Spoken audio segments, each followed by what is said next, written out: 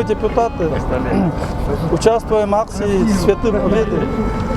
И по просьбе Ивана Михайловича Микитюка возлагаем цветы к памятнику тувинских добровольцев.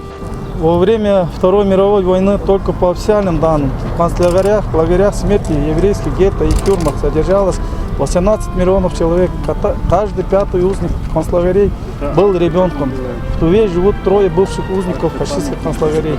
Один из них Иван Михайлович Микитюк.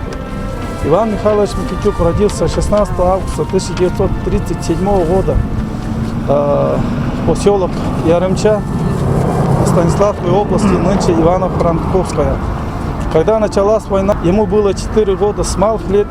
Ему, как и миллионам других детей, пришлось узнать, что такое война, смерть и голод. Ивану Микитюку, можно сказать, повезло. С начала и до конца войны его семья была неразлучна. Название концлагеря, в который привезли его семью, бывший узник точно не помнит. На каждую жизнь он запомнил опытом над людьми. Разрезали человеку руку, насыпали в рану пепел и смотрели, будет ли заживать. В 1945 году, вернувшись после войны в родную деревню, голодали. Тех, кто побывал в Германии, недолюбливали. Поэтому сразу же после армии Иван Михайлович уехал строить Байкало-Амурскую магистраль.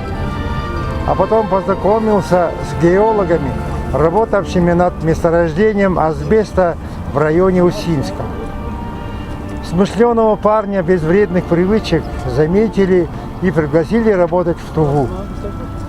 Боевой характер, приобретенный в годы скитаний и послевоенное время, как нельзя пригодился на работе снабженцем в тресте сельстрой.